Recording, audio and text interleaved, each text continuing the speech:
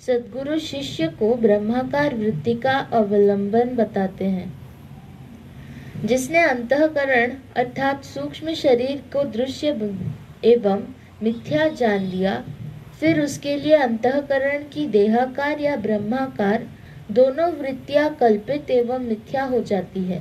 तो जिस ज्ञानी ने गुरु और वेद कृपा से ये जान लिया कि यह सूक्ष्म शरीर मैं नहीं, स्थूल शरीर तो मैं नहीं, सूक्ष्म शरीर भी मैं नहीं। क्यों नहीं? कि ये मेरा दृश्य है स्थूल शरीर, तो सूक्ष्म शरीर भी मेरा दृश्य है। कैसे दृश्य है? क्यों? मैं देखता हूँ। क्या देखता हूँ? प्राणों को आते जाते अनुभव करता हूँ, ये दृश्य बन गया। फिर ये पांचों कर्मेंद्रियों को भी मैं देखता हूँ, वाक पाणी पाद लिंग गुदा, ये भी दृश्य बन गया। फिर मैं पांचों ज्ञानेंद्रियों को भी देखता हूँ, श्रोत्र त्वचा चक्षु जिह्वा घ्राण, वो भी मेरे दृश्य बन गए। फिर मैं अंतःकरण को भी देखता हूँ, वो भी सूक्ष्म शरीर का अंग है। तो वो मन बुद्धि चित्त अहंकार भी अब मैं नहीं, इनसे भी अपने को तादात्म्य हटाना है। तो जब मन बुद्धि चित्त अहंकार में नहीं, तो उनका जो भी मनन चिंतन अहंकार, वो भी मेरा धर्म नहीं। जब धर्मी में नहीं, तो धर्म भी मेरा नहीं। धर्म धर्मी का, चंचलता मन की, निश्चय बुद्धि का, चिंतन चित्त का, अभिमान अहंकार का, मेरा इससे कोई लेना देना नहीं। मैं इस पूरे सूक्ष्म शरीर का दृष्टा, तो इसकी कोई क्रिया मेरी क्रिया नहीं। आकार देख विचार उत्पन्न होते हैं। आकार बिना कोई विचार कर नहीं सकते। परमात्मा निराकार है, इसलिए उसका आकार नहीं है, इसीलिए उसका विचार कैसे कर सकेंगे? जिसके लिए जगत दृश्य सत्ताहीन हो गया है, उसकी वृत्ति शांत हो जाती है। आकार जिसका होगा उसका ही विचार किया जा सकता है, किया जाता है। पर अब जिसका आकार नहीं, समझ लो डरना नहीं, भूत। अब भूत का तुम कैसे आकार ही नहीं है, तो उसका विचार कैसे करोगे? लेकिन फिर भी कोई लोग हमको रात को भूत दिखा था, जा रहे थे झाड़ के उधर से, तो मुंह फाड़ रहा था, हाथ फैला रहा, तो ये कल्पना ऐसे कर लेते हैं। तो परमात्मा निराकार है, तो निराकार होने से उसके बारे में विचार नहीं किया जा सकता। विचार हमेशा अन्य का, पर का किया जाता है। स्व का कोई विचार, स्व तो है ही, विचार क्या करना। ज्ञानी को प्रारब्ध से अचानक बिना इच्छा किए ज्ञानी को प्रारब्ध से अचानक बिना इच्छा किए जो परिस्थिति या भोग आ जाता है, वह उसे राग द्वेष किए बिना स्वीकार कर लेता है। उसके मन में ग्रहण त्याग की बुद्धि नहीं रहती है, क्योंकि वह यह जानता है कि जब कोई मेरे सिवा अन्य संसार कुछ है ही नहीं, तब किसे पकड़ूं किसे छोड़ूं।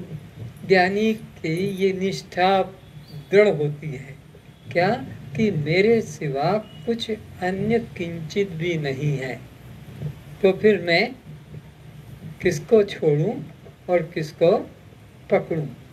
दूसरा कुछ मेरे अतिरिक्त हो तब तो उसको मैं छोड़ूं या पकड़ूं।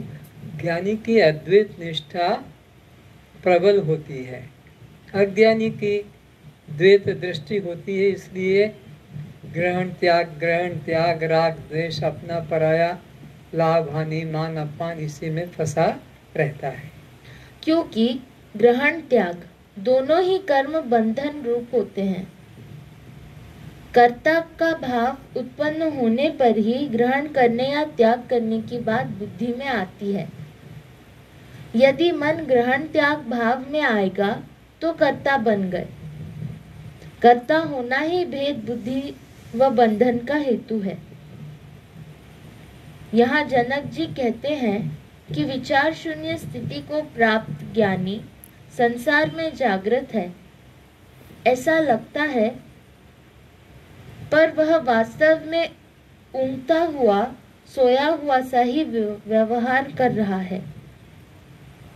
इस ज्ञानी की बात को श्री कृष्ण गीता के दूसरे अध्याय में अर्जुन को समझा रहे हैं। या निशा सर्वभूतानां तस्यां जागर्ति संयमी यस्यां जागृति भूतानि सा निशा पश्यतो मुनेः। संपूर्ण प्राणियों के लिए ज्ञानी और अज्ञानी के जीवन में क्या अंतर होता है, यह भगवान कृष्ण अर्जुन को समझा रहे हैं। अज्ञानी को ये संसार कैसा लगता है और परमात्मा कैसा लगता है, ज्ञानी को परमात्मा कैसा लगता है और संसार कैसा लगता है। तो इसकी तुलना दिन रात के दृष्टांत से समझा रहे हैं कि जो संसारियों के लिए दिन है, ज्ञानी के लिए वो रात के तुल्य है। ज्ञानी के लिए जो दिन है संसारियों के लिए रात के तुल्य है। अर्थात अज्ञानी इस संसार को सत्य मानता है और परमात्मा को एक कल्पना जैसे मानता है। ज्ञानी को संसार ये कल्पना लगती है और परमात्मा सत्य लगता है। समझा रहे हैं, इसे समझाओ। संपूर्ण प्राणियों के लिए मुक्ति परमात्मा उपेक्षणीय होने से ब्रह्म ज्ञान रात्रि के समान है। इसलिए संसारी लोग इस श्रेय मार्ग की तरफ सोए हुए के समान हैं, किंतु ज्ञानी इस सच्चिदानंद परमात्मा भाव में जाग रहा है तथा अज्ञानी जन जिस संसार को सत्य व सुख बुद्धिमान रात दिन प्रयत्नशील हैं, जागरूक हैं, उस अनित्य कल्पित संसार की तरफ ज्ञानी इच्छा शून्य है। इसी दृष्टि से अभी भी ऐसे देखो, कोई फिल्म एक्टर एक्ट्रेस आ जाए या कोई तुम्हारे ये गेंद को इधर उधर उछालते रहते हैं, वो कोई प्लेयर बड़ा आ जाए तो कितनी भीड़ हो जाएगी, कितने टिकट लग जाएंगे, मारपीट चल जाएगी। कोई सिनेमा का या कोई मिनिस्टर का। और कोई संत आ जाए तो गिनती के लोग भी बुलाने से, प्रचार करने से भी नहीं आते हैं, क्योंकि उन्होंने उसमें सुख बुद्धि मानी है संसार में, और परमार्थ में उन्होंने सुख बुद्धि नहीं। तो अज्ञानी के लिए ये संसार सुख बुद्धि रूप है, ज्ञानी वो इधर सोया हुआ है, उसको इतना उसकी रुचि आग्रह नहीं। और जिस तरफ ज्ञानी दौड़ रहे हैं तुम जैसे, और लोगों को रुचि नहीं, वो सोचते हैं ये क्या, कोई हम जो काम कर रहे हैं वो काम की चीज, ये तो बेकार टाइम फजूल है, तो बैठ जाओ जा। अज्ञानी साधक कृष्ण की बात को सीधा सोने व जागने के अर्थ में समझते हैं। इसीलिए आज वो शाश्वती नहीं आई, देख लिए एक दिन हाजिरी लगवा दी, बात खत्म। अज्ञानी साधक कृष्ण की बात को सीधा सोने व जागने के अर्थ में समझते हैं। इसीलिए नामधारी संत महात्मा योग साधन करने वाले साधक रात जागते हैं एवं दिन में सोते हैं। किंतु कृष्ण टेढ़े हैं तो उसकी बात भी टेढ़ी है। यहाँ जागना व ऊँघने का तात्पर्य अनित्य संसार के भोग पदार्थों के प्रति आसक्ति व वैराग्य वृत्ति करने की बात है। आंख बंद कर शयन करने एवं आंख खोल जागने के संदर्भ में यहाँ संकेत नहीं है। शरीर दृष्टि से सभी प्राणी अपने समय पर शयन व जागरण करते रहते हैं। वह कोई महत्वपूर्ण बात नहीं है। ये बात आज के युग की भी नहीं समझो, ये सदा से ऐसा आया है, क्योंकि ये उपनिषद, ये वेद, ये गीता आज तो बने नहीं है, ये तो हजारों वर्ष पहले बने हुए हैं। तो हजारों वर्ष पहले भी लोग ऐसे ही थे। तुम कोई ज्यादा नीचे नहीं गए हो उनके हिसाब से, बल्कि तुम ज्यादा श्रेष्ठ हो उनसे। उनको ये सब सुविधा नहीं थी कि आज यहीं से तुम कहीं यात्रा करके और घर में वापस आ जाओ, कि यहाँ बैठे बैठे कहीं दूर बात कर लो, कि दूर वाले को घर में बैठे देख लो, एक दूसरे से सामने सामने बातें हो रही है जबकि हजारों मील दूर है। तो आज का विज्ञान उनसे तो बहुत ज़्यादा बड़ा हुआ है। पहले एक दो को सिद्धि मिलती थी जो अपनी मानसिक रूप से बातें कर लेते थे, कि दूर दर्शन कर लेते थे। अब तो सबके लिए संभव है। तो यह उपनिषद कब के लिखे हैं, और यही लिखा है, उठो जागो उत्तिष्ठतः जागृत पराप्त वरान निबोधः क्षुरस्य धारा निष्ठा दुर्त्या दुर्गम पतः कव्यो वदन्ति। ये कठोपनिषद कब का है? और यमराज कह रहे हैं उस नचिकेता पे, उठ जाग मुसाफिर, भोर भई अब रैन कहाँ जो सोवत है।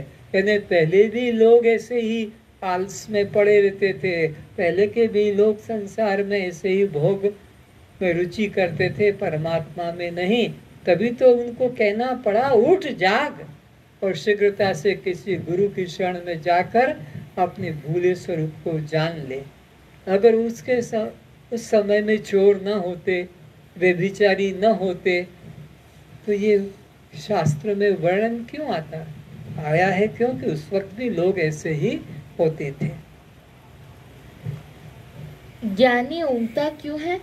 क्योंकि इसका संसार क्षीण हो गया है। इसे संसार मरुस्थल के जल की तरह मिथ्या भास रहा है। जैसे सीप में मिथ्या रजत जान लेने के बाद कोई भी विवेकी उसे पाने हेतु उस ओर आकर्षित नहीं होता है, न दौड़ता है। इसी तरह ज्ञानी संसार के प्रति प्रारब्ध प्रेरणा से व्यवहार करते हुए जागता हुआ सा संसार के विषयों में सुख बुद्धि करने जैसा लगता है, किंतु वास्तव में यह संसार के प्रति ऊँघते ऊँघते ही कर्म कर रहा है। संसार में कर्म करता है, लेकिन कैसे करता है? जैसे माँ बच्चे को रात को दूध पिला देती है, कि मिठाई खिला देती है, सो जाता है। उसके बाद में सुबह उठ के मम्मी मुझे मिठाई दो, बेटा तेरे को दे दिए, नहीं मैंने नहीं खाई थी, मैंने नहीं पिया था दूध। तो उसने ऊँघते ऊँघते वो दूध पी लिया कि मिठाई खा ली। तो ऐसे ही ज्ञानी के भी कर्म ऊँघते ऊँघते हो जाते हैं, और उसके मन में कोई कर्तापन का अहंकार नहीं होता कि मैंने यह किया। जैसे वो बच्चा खा लेता है और उसको याद नहीं रहती है, उसके द्वारा वो कर्म हो गया। तो ज्ञानी के द्वारा भी कर्म हो जाते हैं, पर उस कर्म में उसकी दृढ़ आसक्ति नहीं होती है। जैसे मजदूर मजबूरी से बोझा उठाकर चलता है, इसी प्रकार ज्ञानी द्वारा संसार का कार्य होता है, किंतु वह उदासीन वृत्ति से करता है। ये समझो कि संसार कैसा है, और भी पहले बताया, आज फिर दोहराता हूँ। ये इस कॉर्नर में जो बना हुआ घर है, उसमें जाकर ये बैठता है, तो वहाँ बैठे रहने की इच्छा नहीं रहती ज़्यादा देर। कैसे अपना काम खत्म हुआ कि बाहर उस घर में कोने में जो है, तुम देखने जाना मत कि काहे के लिए जाते अंदर, तो बाहर आ जाते हैं। ये संसार ऐसा ही है, शौचालय काम करो और अपने घर में आ जाओ। अपना घर है चैतन्य आत्मा। कोई शौचालय में ज्यादा देर बैठना पसंद, काम खत्म करो, पेट का निकालो कचरा और बाहर आ जाओ। कि सूंघते रहो वहीं बैठ के, वहां बैठ के इच्छा नहीं होती ज्यादा देर। किसी का नहीं निकलता है तो बेचारा न्यूज़पेपर पढ़ता रहता है, टाइम पास करता है कैसे करके। तो जैसे शौचालय में काम करके और बाहर आते हैं, ये संसार शौचालय है। ऑफिस का हो, दुकान का हो, फैक्ट्री, अपना काम खत्म होती अब घर पे लौटने की इच्छा करते, चलो 5 बज रहे हैं घर लौटेंगे। तो ऐसे ही यहाँ का कोई भी काम करो कि अपने अंदर आ जाओ। खाने का है खा लो, अंदर आ जाओ। नहाने का है नहा लो, अंदर आ जाओ। मल मूत्र त्याग का है कर दो, अंदर आ जाओ। मार्केटिंग करना है कर लो, अंदर आ जाओ। अंदर यानी साक्षी से टच रहो, साक्षी से दूर मत रहो। साक्षी भाव सदा मन में आगे पीछे आ ही जाना चाहिए। तो जानना कि तुमको आत्म सिद्धि हुई है। और कभी कभी याद कर लिया, बाकी तो सब समय संसार में ही बने रहते हैं। तो ये शौचालय में बैठने वाले आदमी, इनको शौचालय अच्छा लगता है। कितनी देर बैठोगे शौचालय में? ज़्यादा देर बैठने की इच्छा होगी। ज्ञानी का अहंकार शून्य चित्त हो जाने से उसे किसी प्रकार का कर्म बंधन नहीं होता है, क्योंकि वह दृढ़ निश्चय से जानता है कि मैं कुछ नहीं करता हूँ। गुण ही गुण में, इंद्रियां ही अपने विषय में वरत रही हैं। मैं तो मात्र इनके भोग का, क्रिया का साक्षी हूँ। ज्ञानी अपने स्वरूप में शांत एवं स्थिर हो गया है। उसके लिए संसार सत्ताहीन है, इसीलिए उसे पकड़ना छोड़ना कुछ नहीं है। हे आत्मन, त्रिगुणात्मक माया के कार्य रूप महाभूत मन, बुद्धि, अहंकार, 5 ज्ञानेन्द्रियां, 5 कर्मेंद्रियां तथा शब्द, स्पर्श, रूप, रस, गंध आदि गुण विभाग और इनके पृथक पृथक कर्म अपने आत्म स्वरूप को पृथक, असंग, निर्लेप, निष्क्रिय, निर्विकार जानने वाला ज्ञान योगी संपूर्ण गुण ही गुणों में बरत रहे हैं।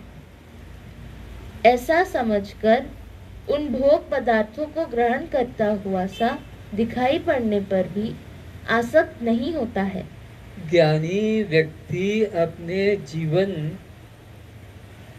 की प्रत्येक क्रियाओं में साक्षी भाव, दृष्टा भाव रखता है, वो कर्ता भाव नहीं रखता।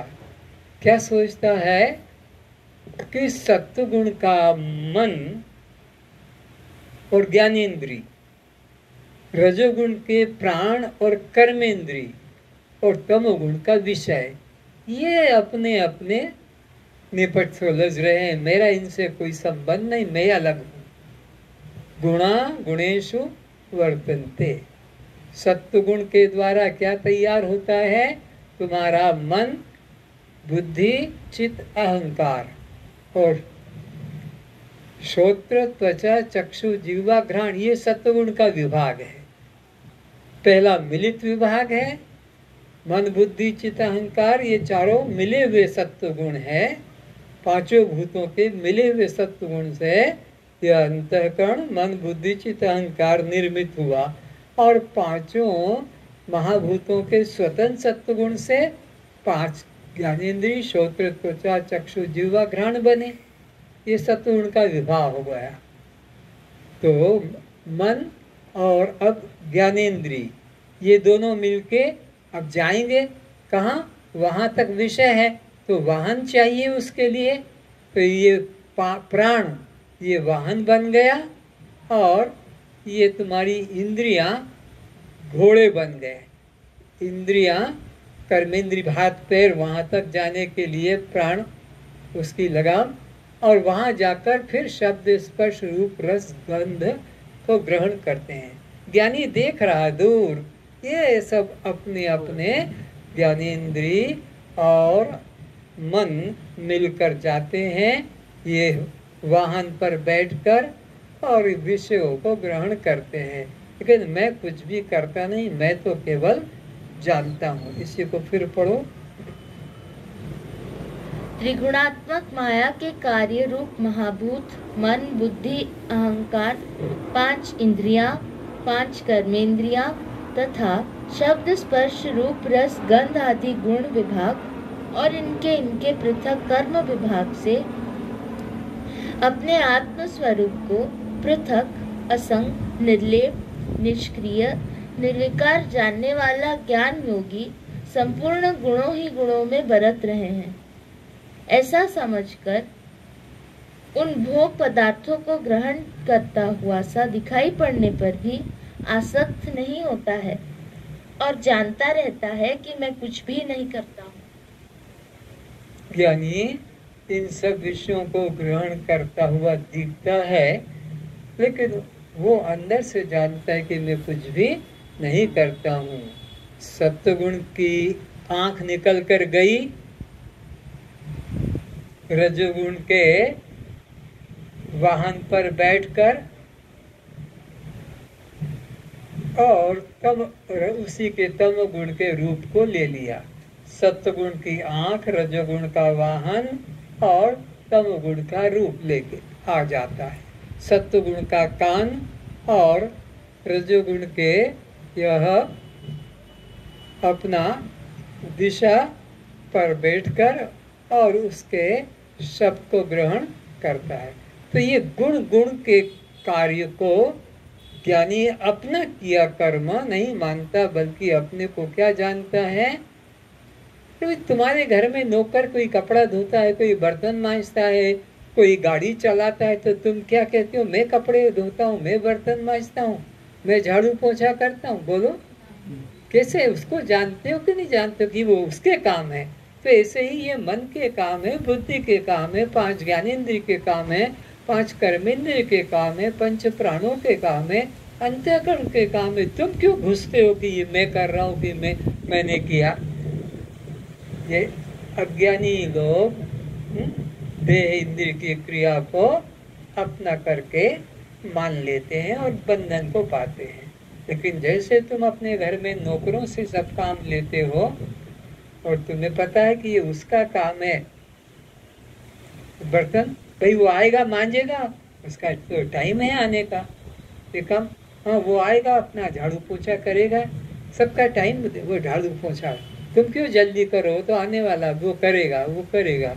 तो ये जैसे घर के काम नौकरों से कराते हो और अपना उसको करते नहीं हो। बर्तन मांजना पड़ा है, कपड़े पड़े हैं, झाड़ू पोछा पड़ा है, वो सब आएगा अपने अपने करेगा, मैं नहीं करता। तो इसी प्रकार देह की सब क्रियाओं को करने के लिए ड्यूटी सबकी दे रखी है, सबकी ड्यूटी अपनी अपनी दे रखी है। उसमें फिर मैं करता हूँ, मैंने किया, ऐसा भाव नहीं करना चाहिए। यहाँ जनक जी कह रहे हैं कि अज्ञानी की जैसी दिनचर्या होती है वैसी ही दिनचर्या ज्ञानी की होती है। अज्ञानी जैसे उठता बैठता, खाता पीता, सोता जागता, पहनता ओढ़ता, संतान उत्पत्ति, स्नेह आदि करता है, इसी तरह ज्ञानी जीवन शैली भी प्रतीत होता है। ज्ञानी की ऐसी सामान्य स्थिति देख अज्ञानी लोग ज्ञानी के ज्ञान में संदेह करते हैं कि यह तो हमारी तरह खाता पीता, सोता जागता, पहनता ओढ़ता, स्नेह लोभ मोह क्रोध आदि क्रियाएं करता है, यह ज्ञानी है, ऐसा इसके आचरण से तो पता नहीं चलता। ज्ञानी के आचरण और अज्ञानी के आचरण में समता दिखाई पड़ती है अज्ञानियों को, कि ये तो हमारी तरह ही गृहस्थी की तरह है, इसके जीवन में तो कोई त्याग वैराग दिखता नहीं है। पर ज्ञानी उन सब कर्मों में रहते हुए भी असंग रहता है। तो हम लोगों को बस आज यही निश्चय करना है कि इस शरीर के अंदर सबकी एक एक ड्यूटी दे रखी है, सुनने की, छूने की, देखने की, सूंघने चखने की, चलने की, पकड़ने की, बोलने की, चबाने की। मैं क्यों अहंकार करूं कि मैं चल रहा हूं, कि मैं पकड़ रहा हूं, कि मैं चबा रहा हूं, कि मैं सुन रहा हूं? ये इनका काम है। ये बात बुद्धि में बैठती कि नहीं? ये बिल्कुल सरल बात है, एकदम सरल बात है। अब क्या मैं देखने का काम थोड़ी करता हूँ, मैं सुनने का काम नहीं करता। ये इन इंद्रियों के, मैं तो ये जानता हूँ कि ये ठीक करते कि ठीक नहीं करते, इनसे ठीक होता है कि ठीक, इतना मैं और उसमें कुछ करता नहीं हूँ। ऐसा निश्चय करना सीखो कि ये सब मेरे शरीर के नौकर हैं। 14 त्रिपुटियाँ, 14 देवता, 14 विषय। तो मैं इन 14 का साक्षी हूँ कि कौन ठीक काम करता और कौन ठीक नहीं करता। वैसे ठेकेदार हूँ और मैंने 14 नौकरों को काम पे लगा दिया, तो मैं ये देखता रहता हूँ कि कौन करता है, कि कौन सोया पड़ा है, कि कौन चला गया।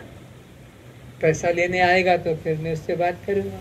तो इसी तरह यह अंतःकरण के द्वारा क्रियाएं हो रही है, जीव के द्वारा हो रही है, 5 कर्मेंद्रिय के द्वारा, 5 ज्ञानेंद्रियों के द्वारा, 5 प्राणों के द्वारा, 3 गुणों के द्वारा। मैं तो केवल इनका दृष्टा साक्षी आत्मा हूँ। आज बस इतना ही। तो अपने नौकरों से काम आप ले रहे हो कि नहीं ले रहे हो, अब ये आपको देखना है कि नौकरों के काम तुम करने लग गए और नौकर तुम्हारे मालिक बन गए, और तुम मालिक होकर भी नौकर बन गए। ऐसा उल्टा तो नहीं धंधा कर रहे हो? ऐसा उल्टा तो नहीं चल रहा है? उल्टा ही चल रहा है, उल्टा ही चल रहा है। मैं कर लूंगा सब, मैं कर लूंगा सब, तुम छोड़ दो, मैं कर लूंगा सब। तो ये सब नौकरी कर रहे हो। अच्छा, सर्वेषां स्वस्तिर्भवतु, सर्वेषां मंगलं भवतु, सर्वेषां शान्तिर्भवतु, सर्वेषां पूर्णं भवतु, सबका कल्याण हो, सब निर्भय रहें, सब खुशहाल रहें, हमारे द्वारा किसी प्रकार से किसी को कष्ट न हो। यदि भूल हो गई है उससे क्षमा मांगे, वो हमें क्षमा करे। अब हमसे गलती नहीं होगी, सब हमें क्षमा करें। हम भी सबको क्षमा करते हैं। ओम शांति शांति शांति।